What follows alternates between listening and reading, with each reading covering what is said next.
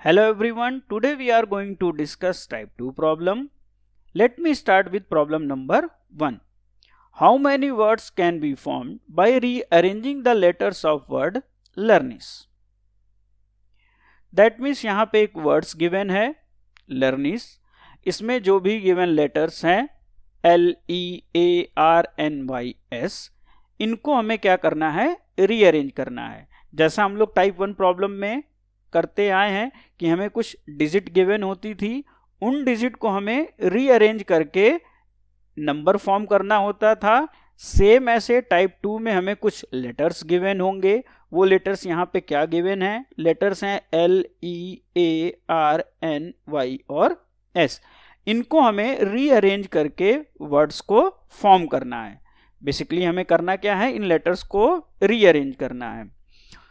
इनको रीअरेंज करने में जो भी वर्ड्स फॉर्म होंगे, मे बी उनका कुछ मीनिंग हो, मे बी वो मीनिंगलेस हो. बस हमें ध्यान में ये रखना है जो गिवन लेटर्स हैं उनको हमें रीअरेंज करना है. जरूरी नहीं है कि जो भी वर्ड्स हम फॉर्म करने वाले हैं उनका कुछ मीनिंग हो, मे बी वो मीनिंगलेस हो सकते हैं. लाइक टाइप 1 प्रॉब्लम या नंबर फॉर्मेशन, वहाँ पे क्वेश्चन में कंडीशन गिवन होती थी कि हम गिवन डिजिट को रिपीट कर सकते हैं या गिवन डिजिट को रिपीट नहीं कर सकते. टाइप 2 प्रॉब्लम में ऑलवेज ये हिडन होगा कि गिवन लेटर्स को हम रिपीट नहीं कर सकते. ये चीज़ हमें ध्यान में रखनी है. जो भी लेटर्स क्वेश्चन में गिवन होंगे, अरेंजमेंट में हम उनको रिपीट नहीं कर सकते. जैसे डिजिट में हम लोग रिपीट कर सकते थे और नहीं भी कर सकते थे. बस यहाँ पे ध्यान में रखना है कि हमें लेटर्स को रिपीट नहीं करना. अप्रोच हमारी वही रहेगी कि हम लेफ्ट साइड से स्टार्ट करेंगे, मूव करेंगे टुवर्ड्स राइट साइड. पहले जो भी हमारे पास लेटर्स अवेलेबल होंगे उनको हम लोग लिख लेंगे लेफ्ट साइड में या नेक्स्ट प्लेस पे या राइट साइड में. और इसके बाद अगर अकॉर्डिंग टू क्वेश्चन कोई लेटर्स हमारा रूल आउट होता है तो उनको हम लोग रूल आउट करके नंबर ऑफ चॉइस को फिल करना स्टार्ट करेंगे. सो अगर हम लोग यहाँ पे बात कर रहे हैं लेफ्ट साइड की, तो लेफ्ट साइड पे हमारे पास लेटर्स अवेलेबल क्या क्या हैं, L है, E है, A है, R है, N है, Y है और S है. दैट मीन्स लेफ्ट साइड पे प्लेस करने के लिए हमारे पास चॉइस जो अवेलेबल हैं वो हैं 7 चॉइस अवेलेबल हैं. तो दैट मीन्स हमने यहाँ पे लिख दिया 7. अब चलते हैं हम लोग नेक्स्ट प्लेस पे. तो लाइक नंबर फॉर्मेशन, जो भी यहाँ पे लेटर्स गिवन है पहले उनको हम लोग लिख लेते हैं, इसके बाद ही हम लोग रूल आउट करेंगे. तो हमारे पास जो लेटर्स अवेलेबल हैं वो हैं L, E, A, R, N, Y and S. अब हम लोग करते हैं रूल आउट.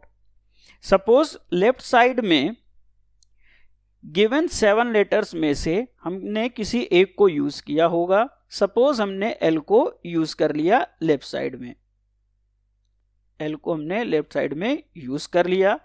तो दैट मीन्स नेक्स्ट प्लेस पे हम लोग L को यूज नहीं कर सकते. अगर हम लोग L को यहाँ पे यूज नहीं कर सकते तो इस प्लेस के लिए हमारे पास चॉइस कितनी अवेलेबल है, चॉइस बची हमारे पास 6. तो हमने यहाँ पे लिख दिया 6.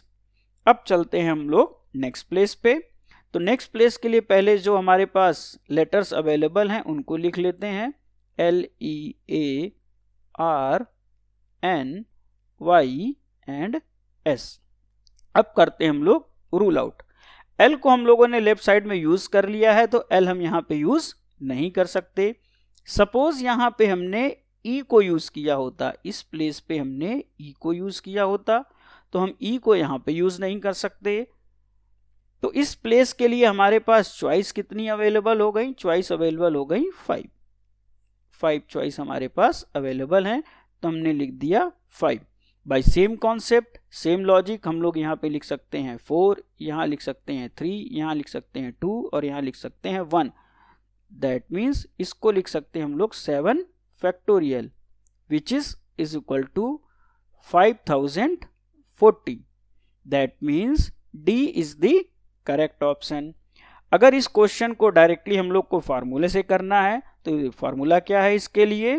फार्मूला है the number of words can be formed by n distinct letters given by n factorial और n distinct letters can be arranged by n factorial.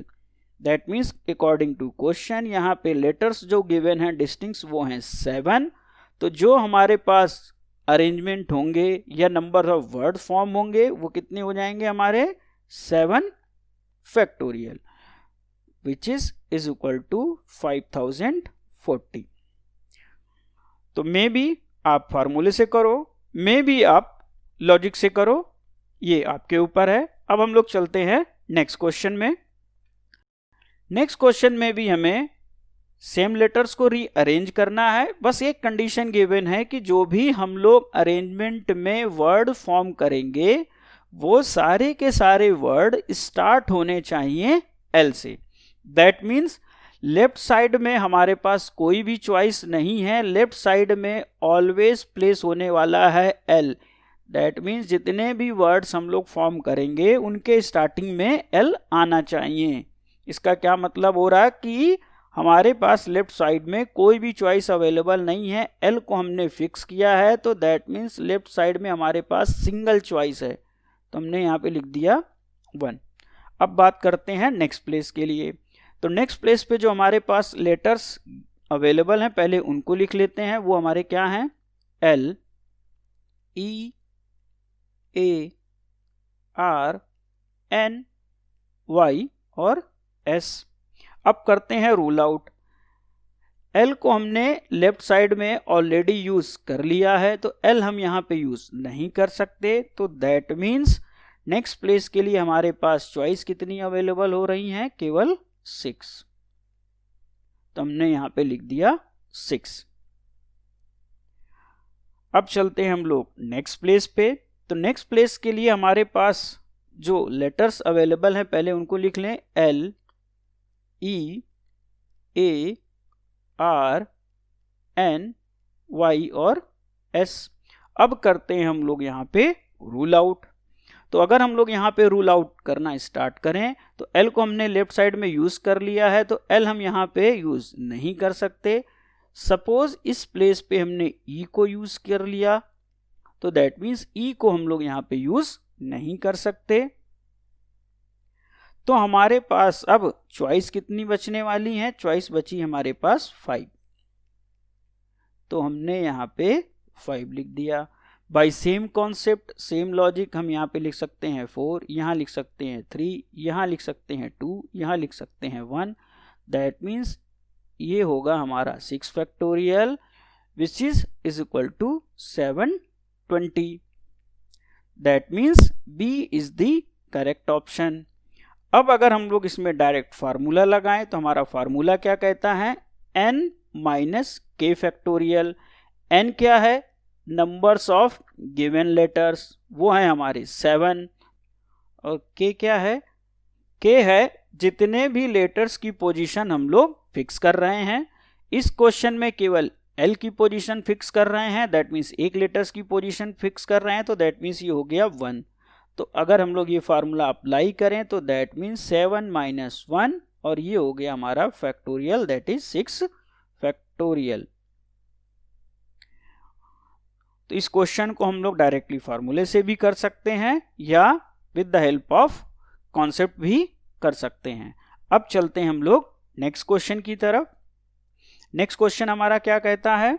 Next question कहता है हमें अभी भी लर्निस को ही रीअरेंज करना है। कंडीशन क्या है? वर्ड स्टार्ट होना चाहिए एल से और इंड होना चाहिए ई से। अब कंडीशन ये गिवन है। अगर हम लोग यहाँ पे डायरेक्टली फार्मूला अप्लाई करके इस क्वेश्चन को करने की कोशिश करें तो n की तो वैल्यू हमारी हो जाएगी 7, क्योंकि लेटर्स हमारे पास लर्निस के ही हैं। और फिक्स पोजीशन किसकी है? एक L की फिक्स पोजीशन हम लोग कर रहे हैं और E की पोजीशन फिक्स कर रहे हैं, तो दैट मीन्स 2 लेटर्स की हम लोग पोजीशन फिक्स कर रहे हैं। अगर इस फार्मूले को हम लोग लगा रहे हैं तो that means 7 minus 2 factorial which is 5 factorial. 5 factorial means that means 120.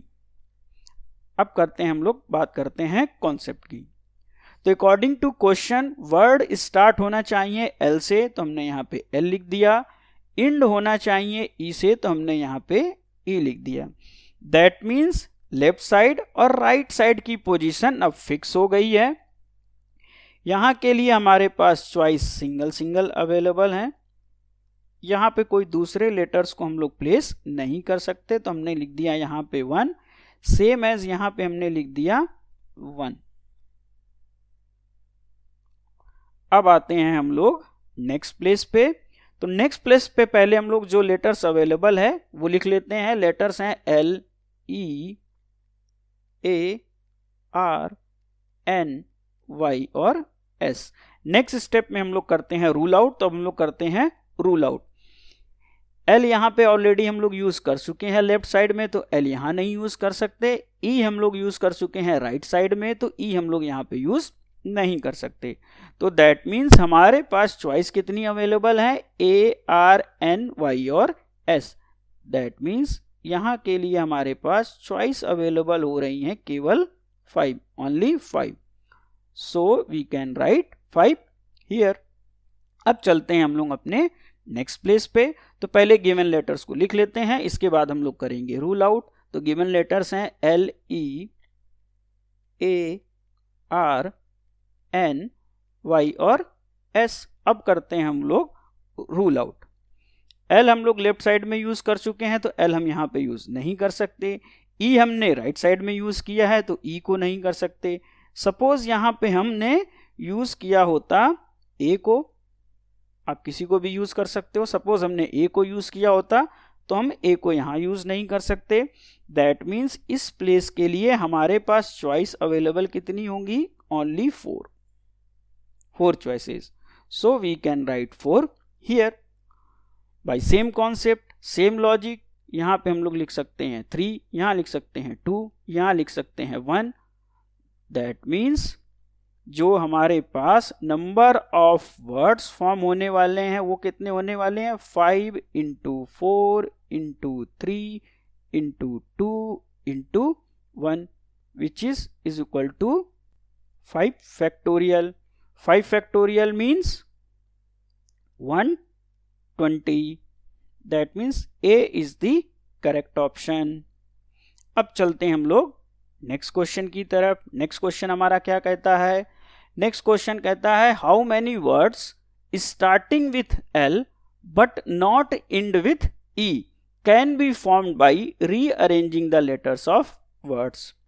अब क्वेश्चन में क्या कह रहा है, क्वेश्चन में कह रहा है कि वर्ड जो हमें फॉर्म करना है वो तो स्टार्ट होना चाहिए एल से, लेकिन जो भी वर्ड फॉर्म होंगे उनके एंड में ई नहीं आना चाहिए. तो दैट मीन्स अगर हम लोग लेफ्ट साइड की बात कर रहे हैं तो लेफ्ट साइड में पोजीशन फिक्स हो रही है, हम केवल और केवल यहाँ पे एल को फिक्स कर सकते हैं. तो हमारे पास चॉइस कितनी अवेलेबल है, ओनली 1. तो हमने लिख दिया 1. अब चलते हैं हम लोग राइट साइड में. तो पहले जो लेटर्स अवेलेबल हैं उनको लिख लेते हैं, फिर देखते हैं किन किन लेटर्स को हम लोग रूल आउट कर सकते हैं. तो जो लेटर्स अवेलेबल हैं वो है L, E, A, R, N, Y और एस. अब क्वेश्चन में क्या कह रहा है, क्वेश्चन में कह रहा है जितने भी वर्ड्स फॉर्म होंगे वो ई के साथ एंड ना हो. दैट मीन्स यहां पे राइट साइड में ई नहीं आना चाहिए. तो राइट साइड में ई अगर नहीं आना चाहिए तो दैट मीन्स ई तो हम लोग यूज कर ही नहीं सकते यहां पे, बिकॉज क्वेश्चन में क्या कह रहा है, बिकॉज नॉट एंड विथ ई. तो हम लोग राइट साइड में ई तो यूज ही नहीं कर सकते. एल हमने लेफ्ट साइड में यूज कर लिया है तो एल भी नहीं यूज कर सकते. तो दैट मीन्स हमारे पास यहां पे कितनी चॉइस अवेलेबल हो रही है, हमारे पास यहां पे चॉइस अवेलेबल हो रही है 5. तो हमने यहां पे लिख दिया 5. अब चलते हैं हम लोग नेक्स्ट प्लेस पे फ्रॉम लेफ्ट साइड। जो लेटर्स हमारे पास क्वेश्चन में गिवन है वो है L, E, A, R, N, Y और S। अब करते हैं हम लोग रूल आउट। L को हमने लेफ्ट साइड में यूज कर लिया है तो L तो हम लोग यहां पे यूज कर नहीं सकते। अब इंपॉर्टेंट यह है कि यहां पे हम लोग E को प्लेस कर सकते हैं क्योंकि वर्ड E से इंड नहीं होना चाहिए और E की पोजीशन कहीं पे भी हो सकती है, ठीक है। बस इंड ई से नहीं होना चाहिए, दैट मीन्स हमने ई को यहाँ पे यूज नहीं किया है, बस हम लोग अकॉर्डिंग टू क्वेश्चन वहां पे उसको प्लेस नहीं कर सकते थे। यहाँ पे हम लोग राइट साइड में प्लेस कर सकते थे ए, आर, एन, वाई या एस। तो सपोज हमने यहाँ पे प्लेस किया होता ए को, राइट साइड में हमने प्लेस किया है सपोज ए को, तो हम लोग यहाँ पे ए को यूज नहीं कर सकते, लेकिन ई को यहाँ पे हम यूज कर सकते हैं। तो हमारे पास चॉइस कितनी अवेलेबल हो गई, ई, आर, एन, वाई और एस। तो दैट मीन्स इस प्लेस के लिए हमारे पास जो चॉइस अवेलेबल हो रही हैं वो हो जाएंगी यहाँ पे 5। तो हमने यहाँ पे लिख दिया 5। अब चलते हैं हम लोग नेक्स्ट प्लेस पे। जो लेटर्स हैं वो हैं L, E, A, R, N, Y और S। अब करते हैं रूल आउट। L हम लोग लेफ्ट साइड में यूज कर चुके हैं, L यहाँ पे हम लोग प्लेस नहीं कर सकते। A हम लोग राइट साइड में यूज कर चुके हैं, A हम लोग यहाँ पे प्लेस नहीं कर सकते। सपोज यहाँ पे हमने E को यूज कर लिया होता, तो अगर हम लोग यहाँ पे E को यूज कर लेते तो हम यहाँ पे E प्लेस नहीं कर सकते थे। तो दैट मीन्स इस प्लेस के लिए हमारे पास चॉइस अवेलेबल हो रही हैं ओनली 4। तो हमने यहाँ पे लिख दिया 4। By same concept, same logic, we can write here 3, here 2 and here 1।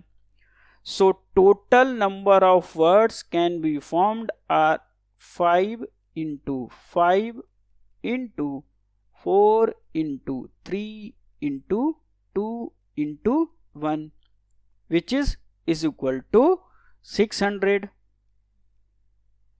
That means C is the correct option.